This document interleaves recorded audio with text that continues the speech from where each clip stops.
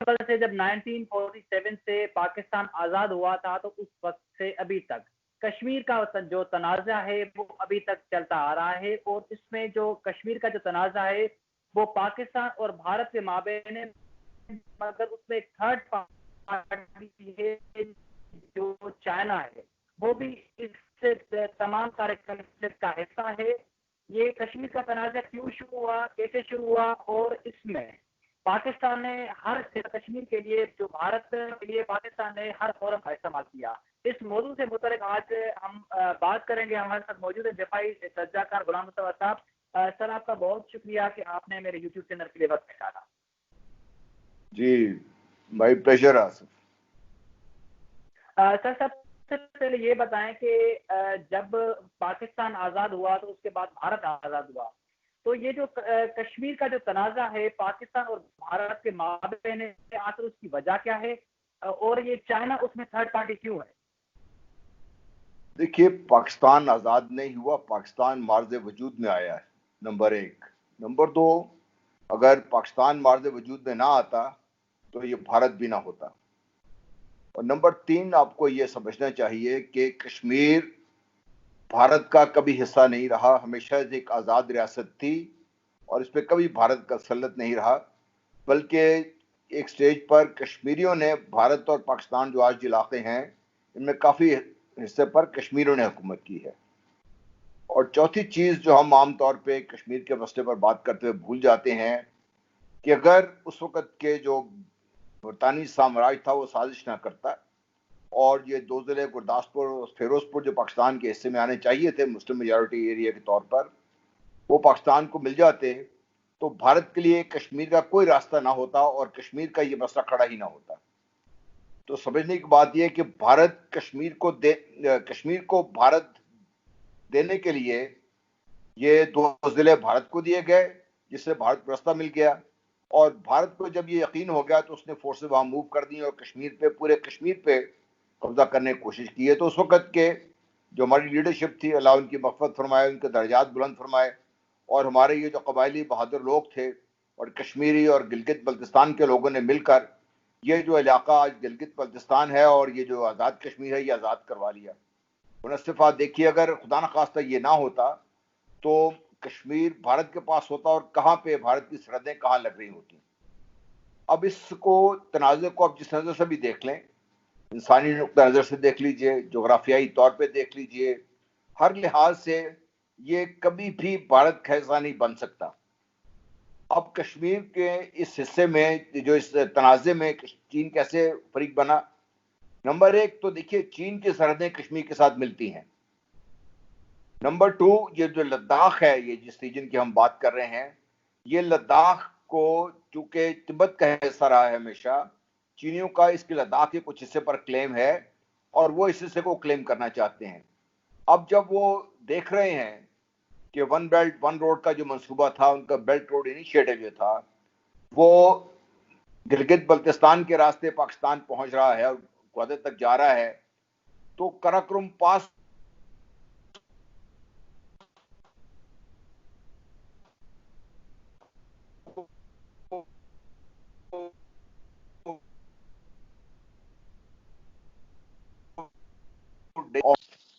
جو چائنا کا جو ویسٹرن چائنا ہے وہاں پر ٹربل کریٹ کرنے کی بھارت نے لداخ میں اپنا جو اثر رسوخ ہے بڑھانا شروع کیا۔ دولت بیگ اولڈی وہاں کے ایک ایئر پورٹ بنایا، وہاں پہ انہوں نے جو کنٹونمنٹ تھا ایک ٹوٹا پھوٹا چند ایک سپاہیوں کی رہنے کی گنجائش تھی، اس کو پورا انہوں نے ایک بڑا کنٹونمنٹ بنا دیا، وہاں پر ٹیررسٹ کو ٹریننگ دینی شروع کی۔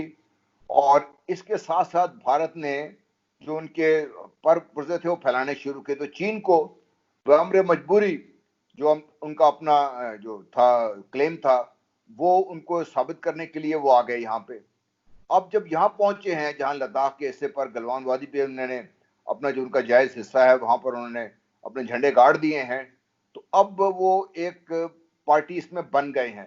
کیونکہ اگر آپ کو یاد ہو، جب 5 اگست پچھلے سال بھارت نے جو بھی انہوں نے پلان کیا تھا اور کشمیر کی خصوصی حیثیت ختم کر کے آرٹیکل 370 ریووک کر کے ان لداخ کو ایک یونین ٹیریٹری ڈکلیئر کیا، تو اس سے چین کو ڈائریکٹ جو تھا چین کے انٹرسٹ کو جو نقصان وہ کیا کہتے ہیں زخم پہنچی، چین نے اس وقت بھی بات کی تھی، اب پھر انہوں نے یہی چیز دہرائی ہے. تو اس لیے چین اب اس میں انڈائریکٹلی ایک فریق بن گیا ہے، اور یہ میں سمجھتا ہوں کشمیریوں کے لیے بہتر ہے، کیونکہ اس سے پہلے تو پاکستان نے جب بھی بھارت سے بات کرنے کی کوشش کی تو بھارت نے ہمیشہ سے پاکستان کو نہ صرف ٹال دیا بلکہ پاکستان کو کبھی بھی انہوں نے اس قابل ہی نہیں سمجھا کہ مسئلہ کشمیر کے حل کے لیے پاکستان سے بات کی جائے. وہ سمجھتے یہ تھے کہ کشمیریوں کو دبا لیں گے.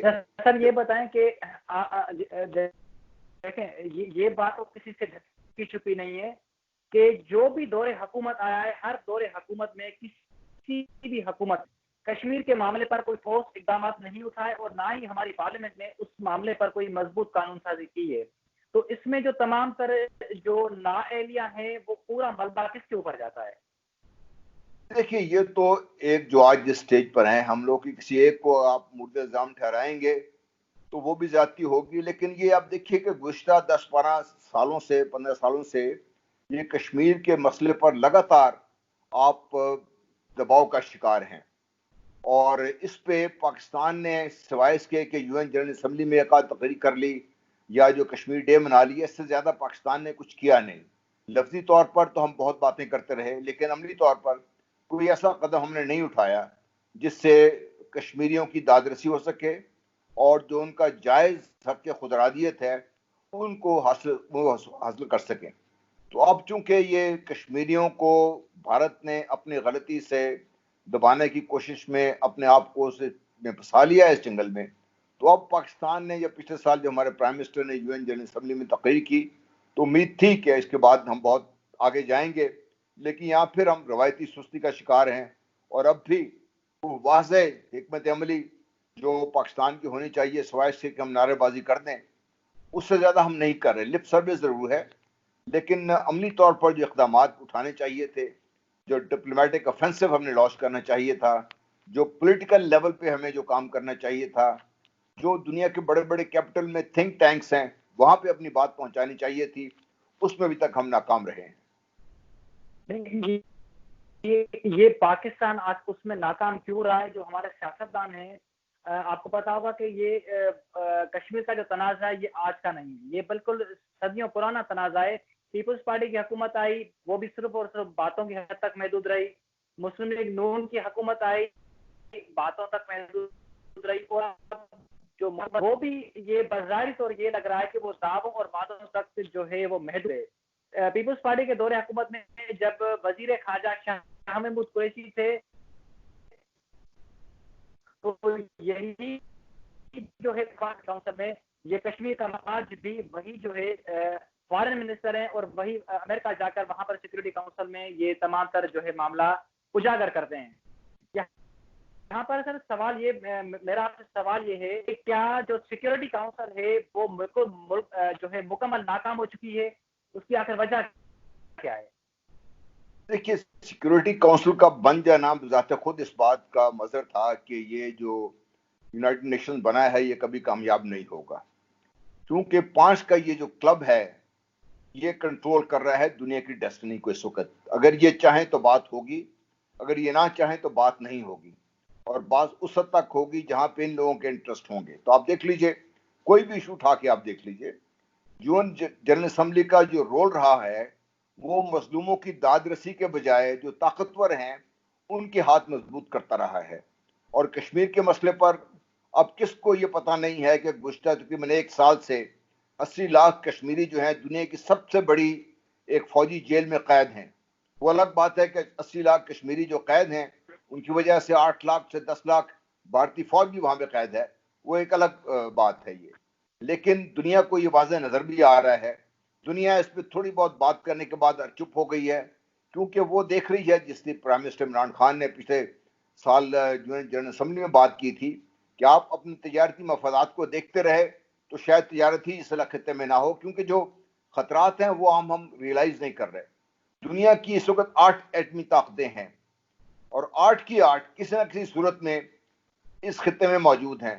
اور جب آپ کشمیر کی بات کرتے ہیں تو یہاں پر تو 4 ایٹمی طاقتیں تو ایک دوسرے سے ہاتھ میں لانے کے ڈسٹنس پر ہیں، اور باقی جو ہیں وہ ان سے تقریباً 1 قدم یا تو رائٹ ہیں یا پیچھے ہیں ان کے ساتھ. تو دنیا کی تمام ایٹمی قوتیں بھی یہاں پر ہیں, اور یہ جو ایک سلگتا ہوا ناسور ہے, یہ کسی وقت اگر یہ بھڑک اٹھا اور بھڑکے گا یہ, اور اس خطے کو آگ کی لپیٹ میں لے لیا, تو پھر وہ جو جنگ کی آگ ہے وہ کئی صورت بھی اختیار کر سکتی ہے. اس لیے دنیا کو ابھی تک یہ بات سمجھ نہیں آئی. دنیا اگر یہ سمجھ رہی ہے تو خیال یہ ہے کہ کسی نہ کسی ایک فریق کو دبانے میں کامیاب ہو جائیں گے. لیکن اب میں سمجھتا ہوں حالات دنیا کے کنٹرول سے بھی باہر ہوتے جا رہے ہیں, کیونکہ اب فیصلہ بظاہر میرے نظر میں کہ کشمیری فیصلہ کریں گے کہ کیا وہ بھارت کو آزاد کرنے کو تیار ہیں یا وہ خود اس آگ میں جل مرنے کو تیار ہیں. اچھا سر, یہ بتائیں کہ جو موجودہ حکومت ہے, کیا آپ کو اس موجودہ حکومت سے کوئی امیدیں ہیں کہ یہ موجودہ حکومت کشمیر کا معاملہ جو ہے سیکورٹی کونسل میں بھرپور طریقے سے ڈیفینڈ کرے گی؟ دوسرا سر, اس کے ساتھ میرا سپلیمنٹری سوال یہ بھی ہے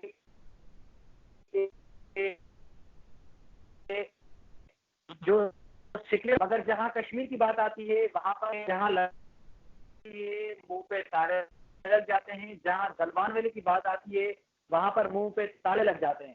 کہنے کا مقصد یہ ہے کہ جتنے بھی امریکہ کے خلاف ممالک ہیں, اگر ان کے ٹیریٹری کی بات آتی ہے تو وہاں پر سیکورٹی کونسل آخر خاموش کیوں ہو جاتی ہے؟ دیکھیے, میں نے پہلے آپ سے کی کہ یہ کلب ہے بڑے لوگوں کا, طاقتوں کا. اس میں جو مغربی طاقتیں ہیں سوائے چین کے, کسی حد تک روس بھی اس میں سمجھتا ہوں کہ قصوروار ہے, وہ بھی اپنے مفادات کا قیدی ہے.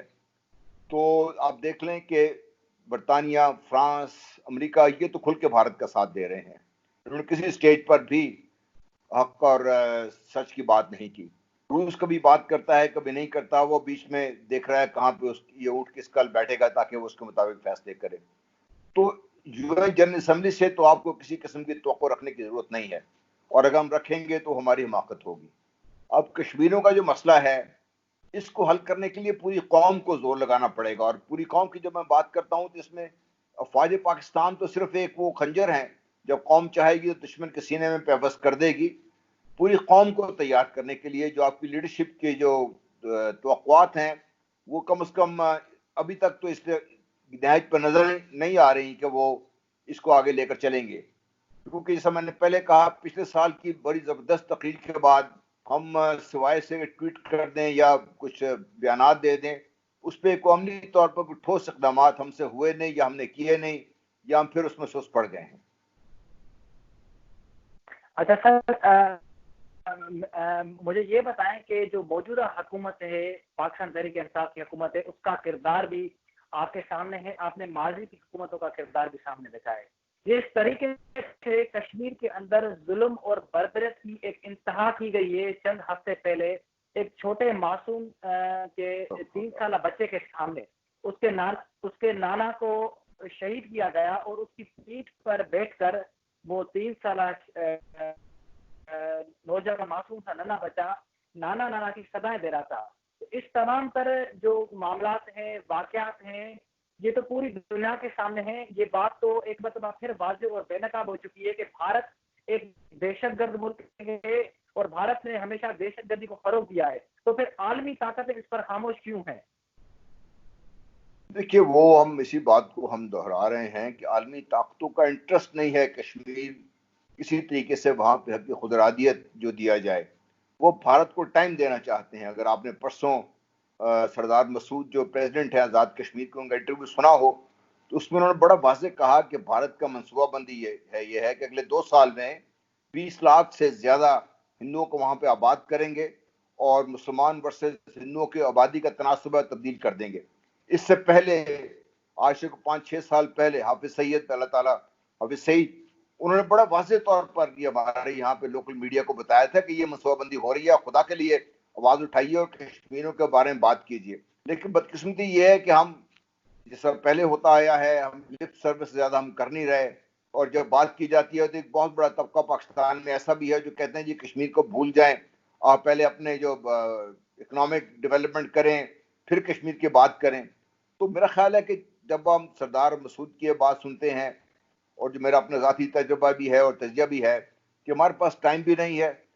اور اگر خدا نخواستہ ہم نے بھارت کو یہ اجازت دے دی اور اس کو اتنا ٹائم دے دیا اور دنیا کو اتنا وقت دے دیا کہ وہ بھارت کو الاؤ کر دے کشمیر میں جو آبادی کا تناسب چینج کر کے پھر ریفرینڈم کرائیں, تو پھر پاکستان کے لیے بہت نقصان بھی ہوگا. لیکن میں یہ سمجھتا ہوں کہ ریفرینڈم سے پہلے ہی یا اس وقت اسٹیج پہ جانے سے پہلے ہی یہ بھارت عملی اقدامات کو ایسے کرے گا جس سے آزاد جموں کشمیر, اس سے پہلے گلگت بلتستان کو ڈائریکٹ خطرات ہوں گے. یہ ساری دنیا یہ بات کر رہی ہے. اب تو ہمارے جو سیاسی لیڈران ان میں سے بھی چند کوئی بات سمجھ آ گئی ہے کہ بھارت کے مقاصد کیا ہیں, اور ہمارے پاکستان میں لوگوں کو جس چیز کی سمجھ پہلے نہیں آ رہی تھی وہ بھی سمجھ گئے ہیں. اس لیے میں یہ سمجھتا ہوں کہ اب پاکستان کے لیے بہت امپورٹنٹ یہ وقت ہے, اور اگلے 2 مہینے جو بہت کرٹیکل ہیں, اس میں پاکستان کیا اقدامات اٹھاتا ہے.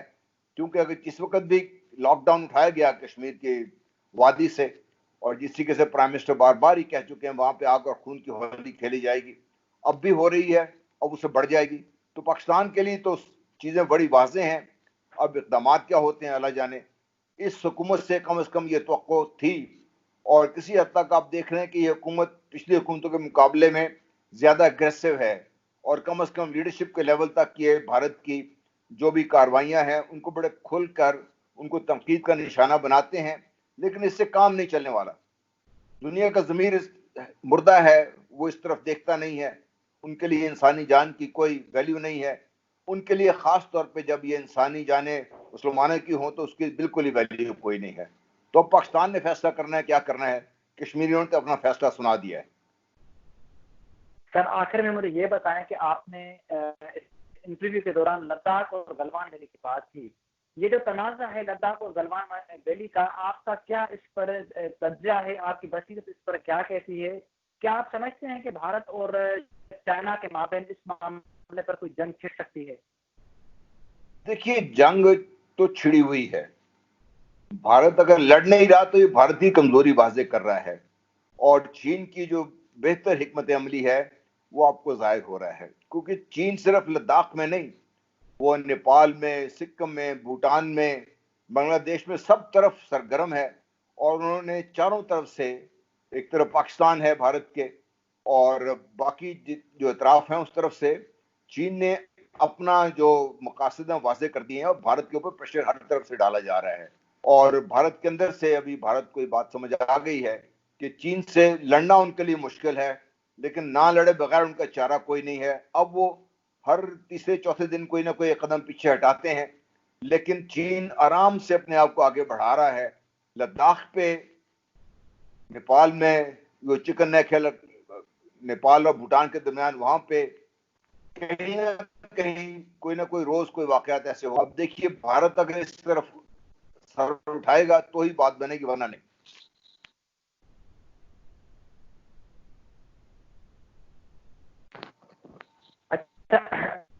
سر آپ نے کہا کہ جو بھارت ہے کوئی اقدامات اٹھائے یا تو پھر چاہے کوئی اقدامات اٹھائے, مگر جو دونوں ممالک کے مابین جو پیس ایگریمنٹ ہوا تھا 1993 میں, اس میں تو یہ بات واضح تھی کہ دونوں جو ممالک ہیں وہ ہتھیاروں کا استعمال نہیں کرتے. تو وہاں پر جو ہے ڈنڈوں اور جو کلاڑیوں کا یا پھر اس طرح کے جو اوزار ہیں, جو آلات ہیں, ان کا استعمال وہاں پر. تو آپ سمجھتے ہیں کہ جو یہ تنازع جو شدت اتنی اختیار کر چکا ہے, کیا چائنا اس مرتبہ یہ لداخ اور گلوان ویلی بھارت سے لے کر رہے گا؟ جی لے لیا انہوں نے. گلوان ویلی تو لے لی ہوئی ہے انہوں نے. دولت بیگ گولڈی کا جو کینٹ ہے وہ کٹ آف ہے. تو بھارت کو تو انہوں نے جو کہنا تھا وہ کہہ دیا ہے. بھارت آگے سے جواب دینے سے قاصر ہے. سر آخر میں آپ پاکستانی عوام کو کشمیر سے متعلق کیا پیغام دینا چاہیں گے؟ دیکھیے میں تو ایک عام آدمی ہوں, لیکن جو میں سمجھا ہوں وہ یہ ہے کہ کشمیر میں, سری نگر میں, کشمیر کے طول و عرض میں جو بچے اپنی جانیں قربان کر رہے ہیں, جو بوڑھے اپنی جانیں قربان کر رہے ہیں, جس آپ نے جو مثال دی وہ خون کے آنسو رلانے کے لیے کافی ہے. جو میری بچیاں بہنیں اپنی عزتیں لٹا رہی ہیں, وہ پاکستان کی لڑائی لڑ رہی ہیں, وہ پاکستانی ہیں, وہ پاکستان کی لڑائی لڑ رہی ہیں. اب اس لڑائی میں آپ کیسے سر ڈال سکتے ہیں, یہ ہماری قوم نے فیصلہ کرنا ہے. کیونکہ اگر وہ خدا نخواستہ ناکام ہوئی اور وہ میرے بچے، بہنیں، بیٹیاں، بزرگ، دوست، بھائی وہ خدا نخواستہ ناکام ہوئے تو یہ پاکستان کے لیے بہت بڑے خطرے کی نشانی ہوگی. سر آپ کا بہت شکریہ، آپ نے میرے یوٹیوب چینل کے وقت نکالا.